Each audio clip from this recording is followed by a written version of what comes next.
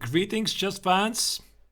I'm back again. Lately, I can say that quite a lot because I've been making a lot of YouTube videos and more stuff is coming.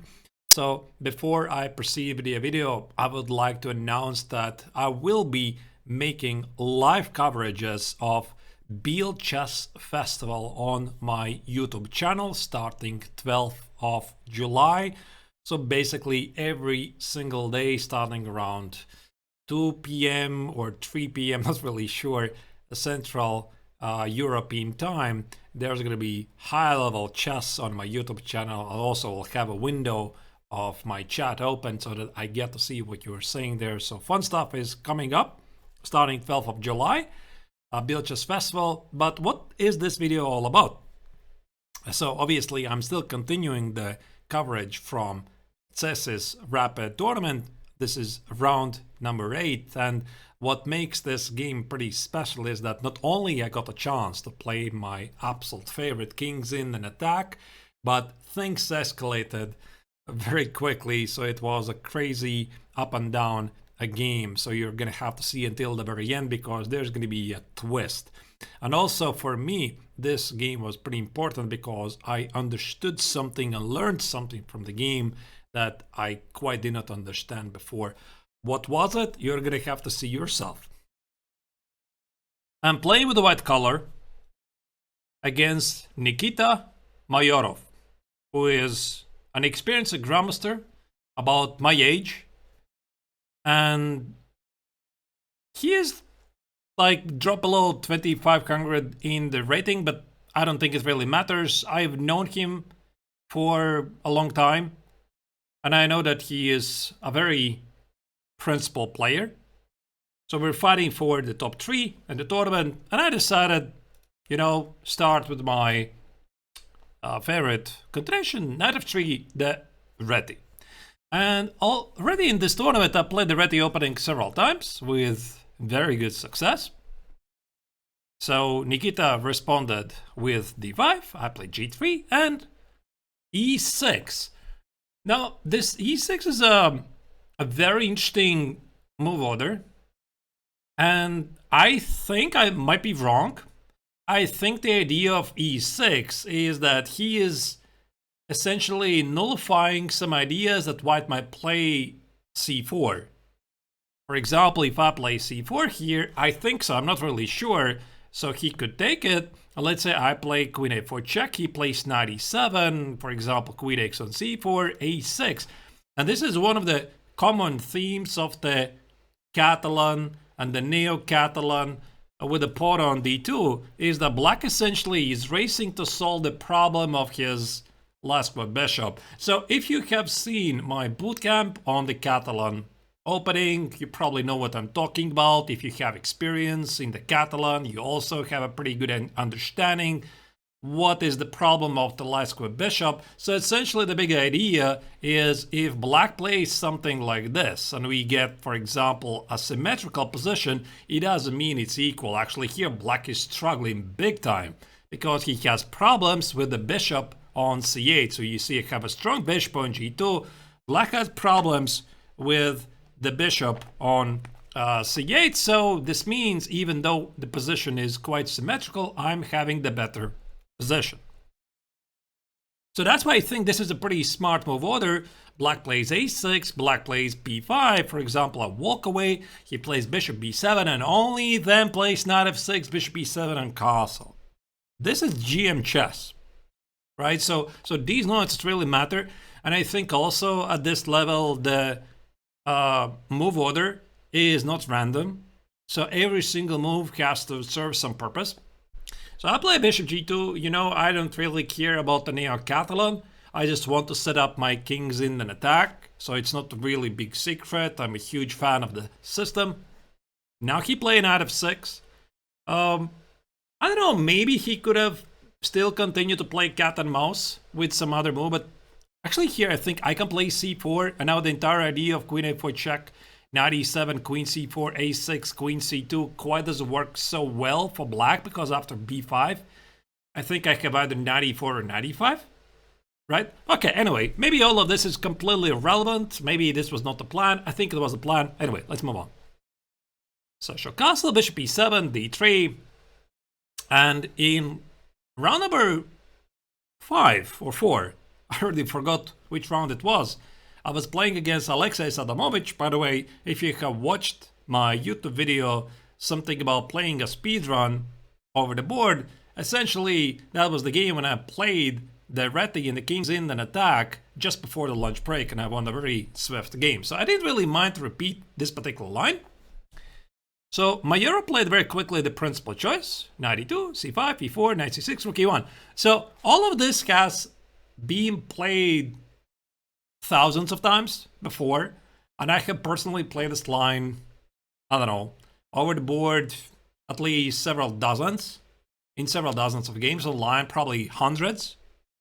And so that we're refreshing the memory, what's the big idea of the King's in and attack? As soon as black castle's short, I want to play e5, knight f1, h4, knight h2, knight g4, and go for a kingside attack. And especially since this is a rapid game, it's a very rewarding strategy. Have an easy plan, straight attack against the opponent's king. Even though, by the way, Stockfish here says it's good, black is like perfectly fine. One of the previous videos I talked about that this kind of strategy for black can be risky. So I even went as far as I said, that maybe for actually the control games, it's a wise idea that you have different openings. But anyway, I mean, Mayurov has a different stance, apparently. So he trusts his openings, which I think is just a different strategy. So if you know the setup really well, why don't you play it? He plays b5, and essentially here what we're having is an execution of our plans. What I'm trying to do, I'm trying to go at the kingside attack. What black is trying to do, black is trying to make a face like you have nothing at the king side, I can set up whatever I want, and I'm going to focus on the queen side. So who is right? It really depends how you play it out. So he played a5, he's ignoring the king side, h4, pretty important accuracy, by the way. If you start with bishop f4, you need to watch out for g5. g5, let's say bishop walks away, g4, the pawn to d5 is dropping, so let's not miss this idea. So I start with h4. Also, of course, at every single moment when white is playing the king's in and attack, you need to watch out for f6. And this f6, it's not really that of an obvious move, because as soon as black plays it, white can take on f6, and after knight f6, fight for the weakened e5 square. So this means that direct attack at the king side no longer is going to matter. What matters is the control of this e5 square. So I'm talking about moves like knight e5, knight h2, knight f3, I don't know, queen e2, rook e1, and black has a weak square on e5, and also potentially the pawn on e6 could be harassed with something like bishop h3. So also for black, playing f6 or even f5, because if he plays f5, I can just take on f6 and passant. It's not super obvious, but again, this is a motive that black always wants to consider, and also white should not forget about. So he played b4. Again, I have played this, like, I'm not gonna exaggerate, at least 100 times. Knight h2, a4, a3. You know, a couple of times I have played online, I have bluffed a bit. I have played knight g4 just to see if the opposition from black remembers the strongest plan, which is a3, b3, and knight a7, which in a blitz game is maybe not super obvious to understand, but the idea is to play knight b5, knight c3 in the long run, try to exploit the weakness on a2. But to be honest, even this position, I think it's not really so terrible. I can just play like this, and queen e2, and I go for the kingside attack, and I leave the rook on a1, but you know, in the long run, if my attack fails, the weakness on e2 stays, this could backfire. So I think this setup, even though Stockfish says, you know, it's not really maybe that great, I think for Blitz and Rapid, this is a very, very still decent strategy. Anyway, I played the standard move a3, and he played bishop b7, and with this move, bishop b7, this marks a very interesting cat and mouse game. So I was not really sure about bishop b7 because I know that the main idea is black is supposed to open up the queen side as quickly as possible, and then black at some point plays like bishop a6, and I play either h5 or knight g4, and as soon as I play knight g4, black plays knight e4, and there's a trade, and black wants to get to the pawn on c2, like queen c7, rook c8, and I want to play h4, h5, and whoever is right.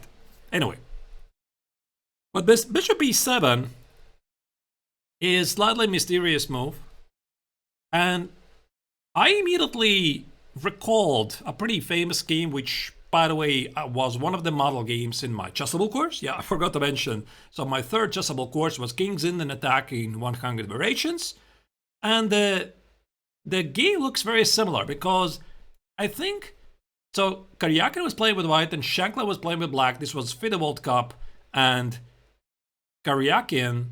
It was Karyakin with white, right? I think so, yeah. Maybe I'm terribly mistaken. Karyakin had to win on demand. And it was something like this. So the point is after knight takes on b2, c3, the pawn on a4, you see it's under attack, and black just loses the pawn probably for no good reason. But after c takes on b4, I play d4. And this is basically what Karyakin did. Like, he played something like bishop f1, bishop d3, knight g4, h5, and went to checkmate in a stunning fashion. By the way, equalized the score in the match and eventually won the match.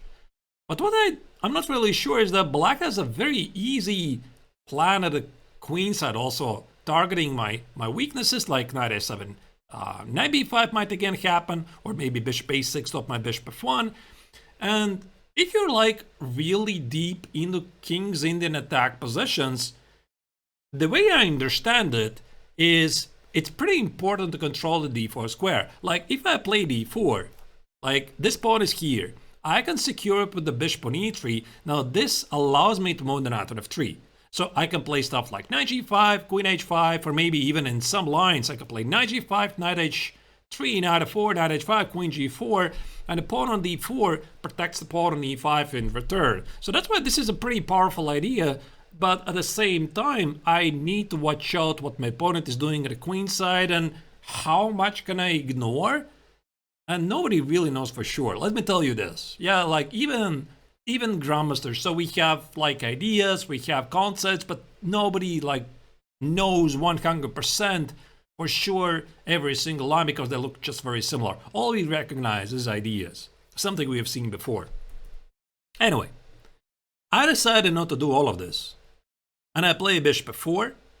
And I think that also the idea of this bishop b7 is that my opponent was anticipating knight g4. Like, if I play knight g4, probably he's going to take on a3 and play something like knight e4, takes. And what I want to have in this position with the pawn on d4, the knight still on h2. Because then I can play queen g4, knight f3 and target the pawn on d4, but this bishop can join the game by playing bishop d2, bishop b4, and then the pawn on b4 in the long run becomes a weakness. And by the way, this is also one of those moments when white unexpectedly switches from the traditional King's Attack to a positional game.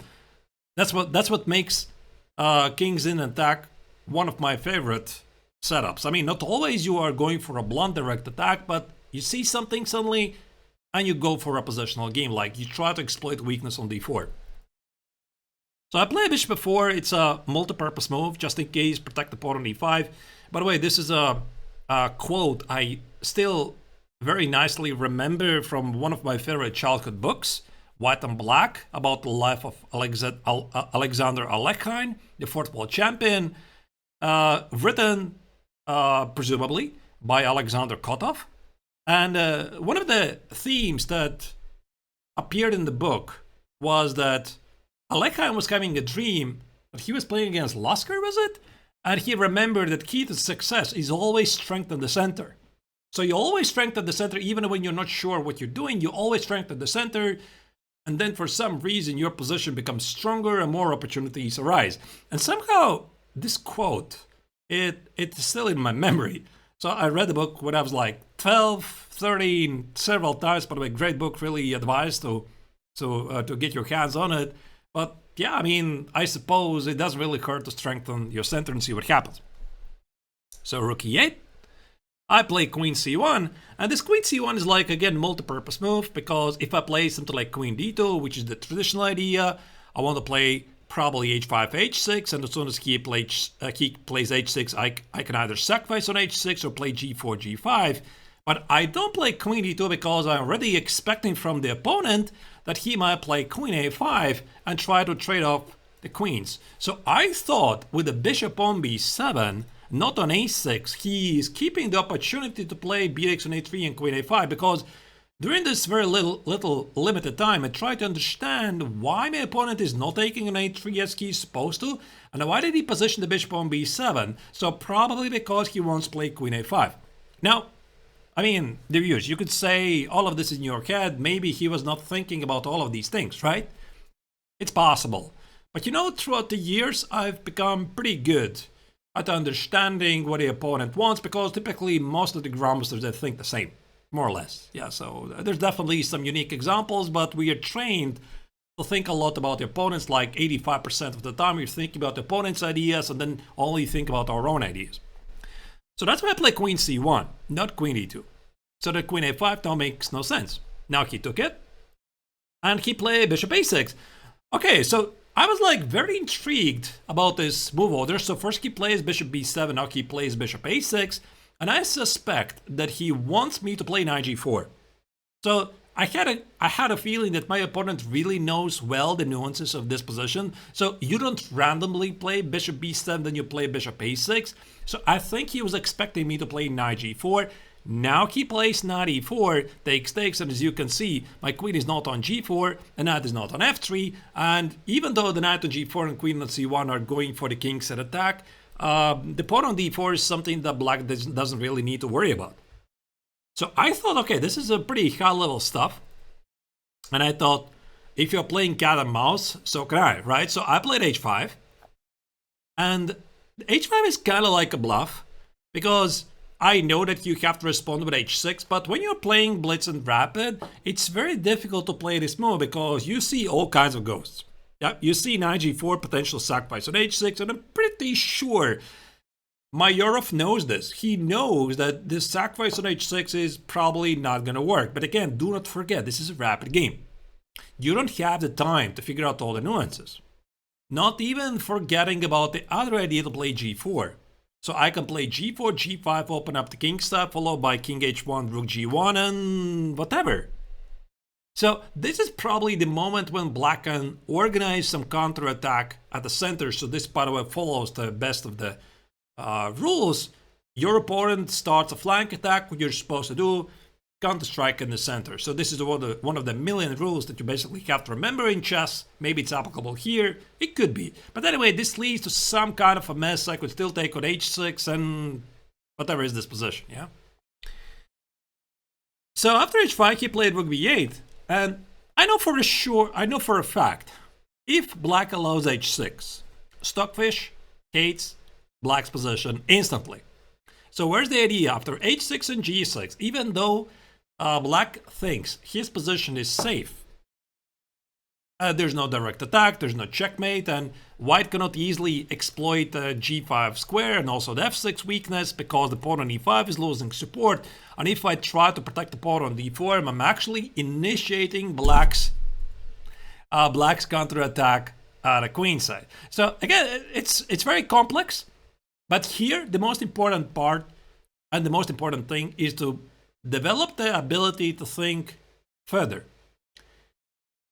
The position is going to open up, inevitably. And when it does, those weaknesses, they're going to remind black at the worst possible moment. And I'm talking about some middle game, some end game, and essentially black might be playing without a king.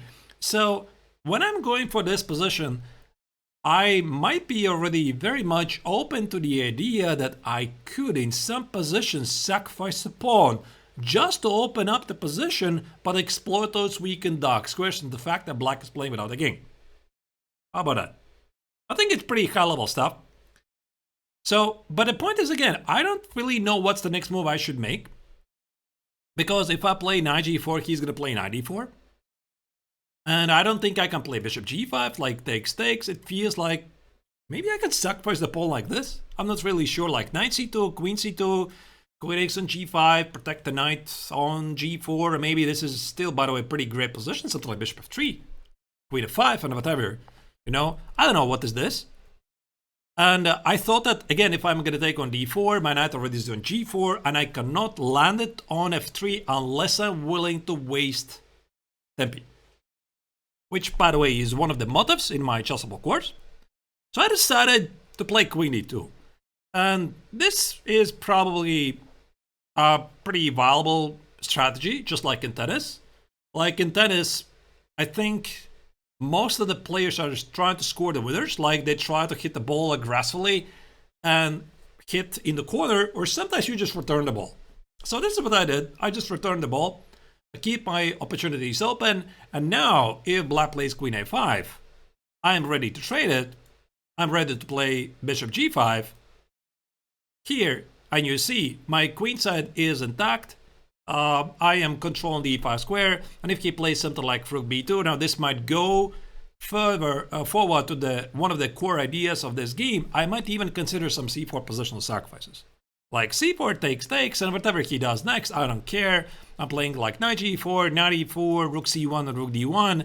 And I don't think this pawn really matters because he has those dark square weaknesses, and he's playing without a king that I think this pawn probably I have a great compensation for. So even we have traded the queens and I don't see an immediate way to win it back, I have a pretty good feeling that this is going to turn out well for me.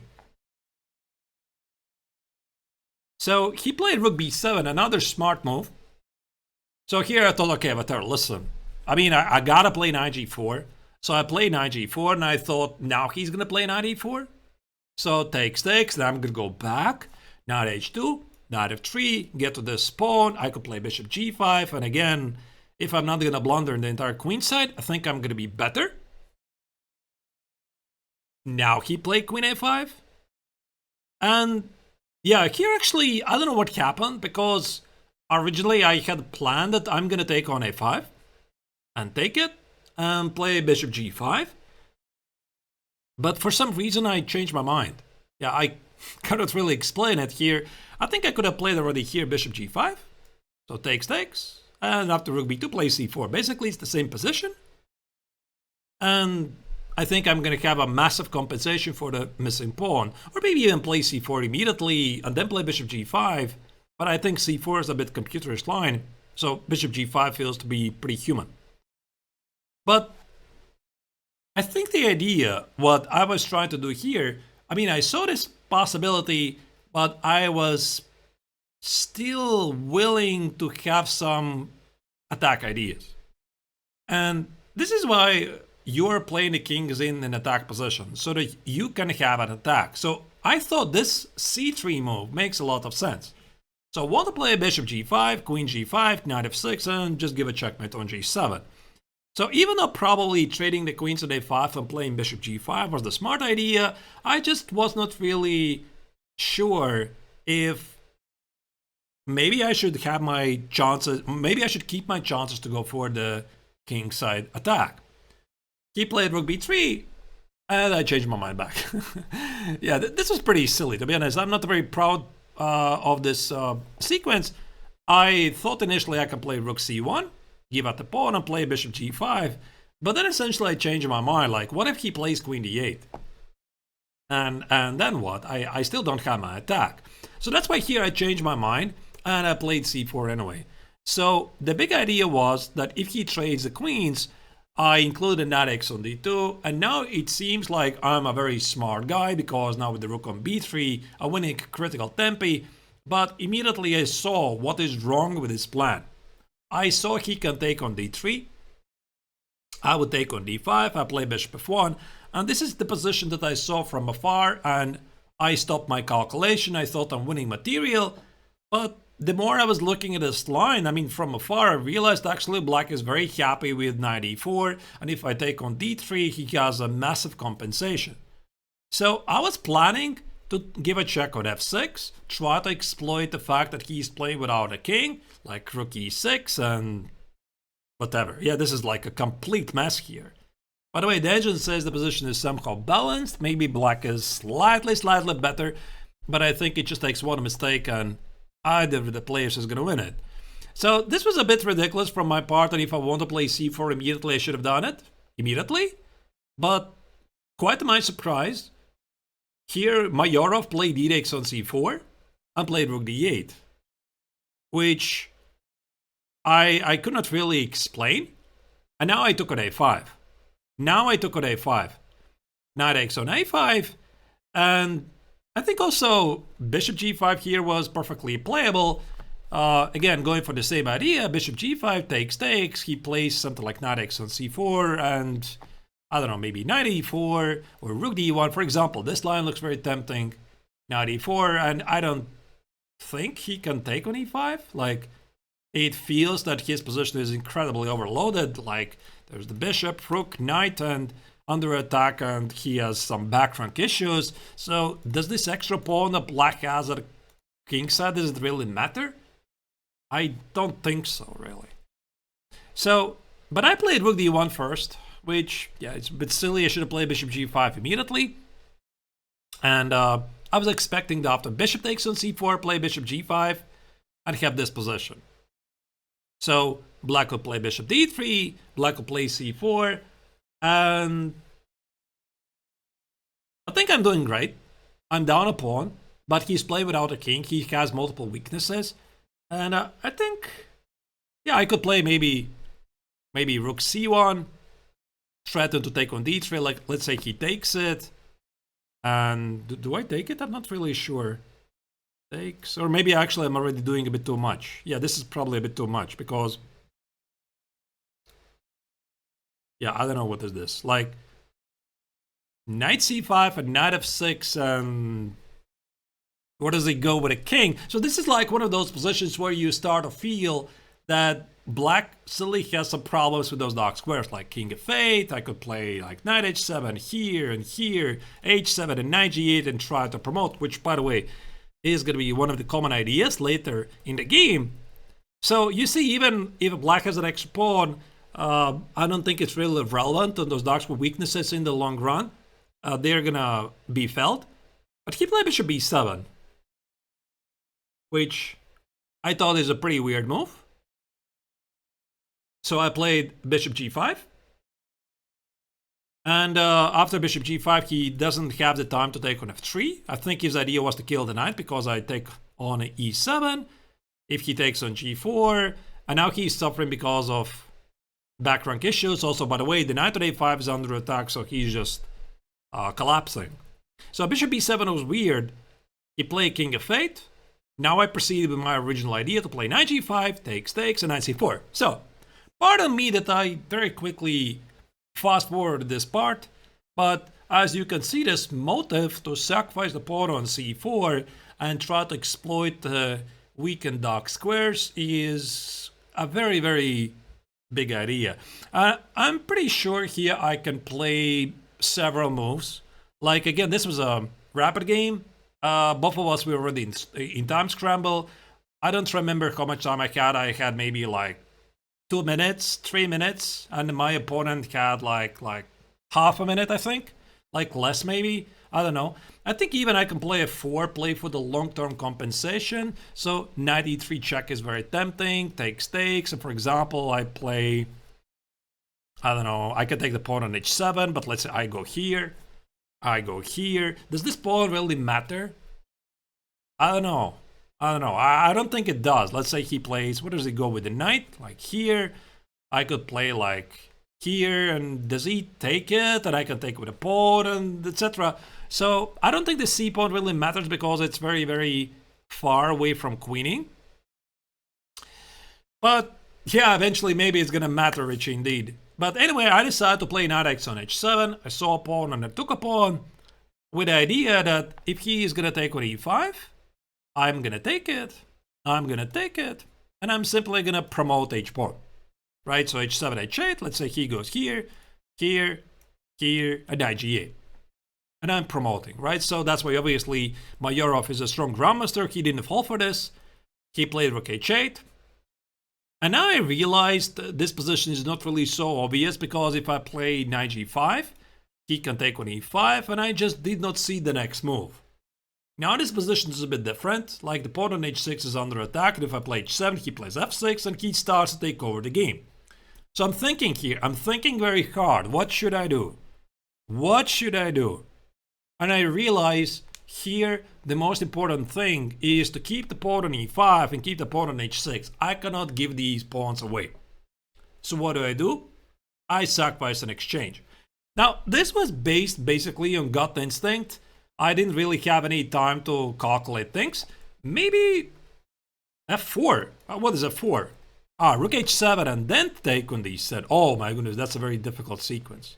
Like takes, check, here, check, knight f5. If you miscalculate, maybe it works, maybe it doesn't work. Actually, I didn't really check it. The pawn might be under attack with knight f5. Maybe it's not under attack. Where do you put the king, by the way? That's a big question. I don't know, to be honest, right? So I decided to sacrifice the exchange and give this tempting check. Here, by the way, Stockfish says knight g5 is better, with the idea to play h7. Or maybe knight f7. Yeah, knight f7 I think is a bit stronger idea. But I play knight f6 check. He played king e7, and here we are like in a crazy time scramble. So he wants to take on e5, and I play knight e4. So I'm down an exchange, but I think I have very good chances to win the game, because I have protected these pawns. His rook at h8 needs to watch out for the pawn on h6, because I'm about to promote it very quickly, and I have all kinds of ideas like knight c5, rook c1, rook c7, etc. And at this moment I felt I have very good chances to win the game, like from a practical point of view. He took the pawn on a3, I play rook c1. Now what? He went here, I played rook c5. Rook c7 is a big threat. He went knight e5, I went rook a5. So now already it becomes pretty obvious that if somebody's playing for the win, it's me. So here I had maybe 1 minute, plus 5 seconds per every mid move, and my opponent had like maybe 20 seconds or so. And after knight c7 I felt, okay, the victory is near. But the craziest part is only about to start. So I play rook a7, and can you imagine this? Rook a7 is a blunder. The most obvious move, and I think I didn't even spend a single second for making this move. This is a blunder. Why? Because he plays king d7. I thought this is pretty bad for him. I'm going to play knight g5 and collect the pawn on f7 and play h7, and victory, here I'm coming. He plays king c6. I'm like, okay, whatever. So he wants to escape from the pin. I play knight f7. I play h7. He plays king b6, and I'm like, wait, what? Wait, what? I trapped my rook? Like, the rook has nowhere to go. And now that if we roll back a bit, what happened before, so this rook a7 is a mistake. I should have played first knight f6. Take away the d7 square. He could have taken h6, that's a fork. Let's say he goes here. Now I play rook a7 and rook b7. I think it's a very difficult sequence for the time scramble. Rook b8 check is a threat, king c8 is knight e6. He cannot do all of these things. And if he takes it, I give a check. I give a fork, and I win the rook. It's crazy. Like, it's a crazy sequence. But again, we're like really blitzing here. I played knight g5, I took on f7, I played h7. I'm like, no, this has got to be winning. This has got to be winning. And here, Stockfish, as always, entertains us. The best move for white in this position, which is something I did not pick up, is to play rook takes on a4. Whereas the idea, after knight f6, I'm trying to play knight g8 and try to play knight e7, knight f8, and I think I would have won the game. If I had played this, I think I would have won the game. Because he plays king c6, the best move. I play h8 queen. Knight g8 fails for whatever reason. I did not really check it, by the way. What's the idea? Maybe he can just take it here and he has two rooks for the queen. Maybe that's why. Something like this. Yeah, like this. But even though I still play knight f6, I still think I have a very good chance to win it. My queen is going to be stronger than the two rooks. And yeah, here somehow this is balanced according to an engine. But we are not engines. So I took on c7. I still thought I'm playing for the win. He played rook a2, and here realized, oh bummer. I cannot play knight g8 because he's gonna take on f7. I take it, and I have no answer to rook takes on f2. I mean, king h3, I dropped the queen, and here my king is cut off. Oh, like like there's gonna be a back rank mate. Like I can give you one check, the king walks away, and my pieces are really stupid on g8 and h7. I have an extra piece, but there's nothing I can do about it. And I'm like, what just happened here? Because I was so focused on my idea to play this knight g5, knight f7, knight f6, and knight g8, I completely ignored my opponent's ideas. But okay, I mean, this was still a rapid game. So I realized I cannot do this. I play king g1, and I'm thinking, okay, is it a draw? Like rook a1 check? I play king g2, rook a2, king g1, is it a draw? He plays for the win. Now I play knight g8, he plays a2. I put a queen. He gives a check so that he can promote his own rook. He gives a check, and without thinking, I'm playing king g2. Now, after king g2, he plays queen a8, and I'm thinking, okay, I'm still having very good chances. I could play like queen h7, rook g8, etc. And I'm like, calculate all this. It's a check. Oh my goodness. And you know, this is a deja vu from round number 2. Because apparently there's a blind spot in my calculation or vision of the board. I don't see long checks. Like also against Naomi Maklakova in round number 2. There was this one moment when she played some queen b1, queen b8. I think it was the queen on b1, queen b8 check, and I had a king on h2, and somehow the rook on e8 was under attack. Now in that game, I was lucky because I could walk back with the rook, and I won the game, by the way, without any adventures. And here it's exactly the same. Like a very long check here, and the knight on g8 is under attack. I think it's a pattern, something that in time scramble I don't notice. And if you go back, what was the correct idea, the correct move was king h2, avoiding this check. And if he takes now on f7, I play knight f6, f4. There's no way I'm going to lose this, so probably this is going to end with a perpetual check. Like, he has an exchange for a pawn, but I mean, if somebody would want to play this for the win, I think it's only white, so he has to give a perpetual check, essentially. At least I think so. So I play king g2, he gives a check. Now he has a choice which knight to take. Like, if he takes on g8, I play queen h7, his pieces are quite awkward. So he took an f7, my knight is pinned, like there's nothing I can do. So what do? I'm playing on seconds, I just can't believe what just happened. I'm about to lose this game. So I play queen h4, I'm sacrificing the knight on g8, I'm hoping for some perpetual check. Now here comes the funniest part of the game. So he takes on g8, I'm giving a check, and I'm thinking the most sensible move is king b8 so that he can cover from the checks with the rook. Like I give a check, he covers with the rook, I give a check, I give a check, I give a check, I give a check, and probably somehow it's a draw, but I'm not sure. Like I'm not sure with plus 5 seconds per every made move, am I gonna find a draw? He plays king d7 instead. So I give diagonal checks, he plays king e7. Can you imagine this? King e7 is an insane blunder. I do not notice this. I give a check on c5. I could have given a check on b4. He's losing the queen. Like, what is this even? I don't think I have seen this pattern before. Like, his king is safe, the queen is like protected. No, it's not protected, but like, how? But he's losing the queen. Like, he plays king d7, I play queen b7, king e8. He's losing the queen. Like, I didn't notice this. He didn't notice this. I was like so focused on making the perpetual check, and I gave a check. I gave a check. I saw that rook d7 is going to be queen d8. This obviously I saw. I was giving diagonal checks. Now I took the pawn on e6 so that he cannot cover with the rook, and I was giving diagonal checks so that the queen is always pinned, and we agreed to a draw. We agreed to a draw. So, after the game, I was all smiles, of course. Like, I was like, okay, listen, this was such a roller coaster that I think the draw was a fair result.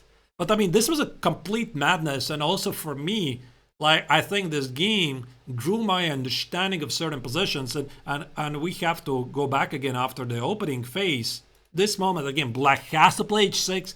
He cannot not play h6. He has to play h6. And here the key idea, something quite I did not understand so well before this game, is that I am very flexible with the ideas to sacrifice the pawn even if the queens are off the board. Like, I kind of had the idea, but not really clearly formulated.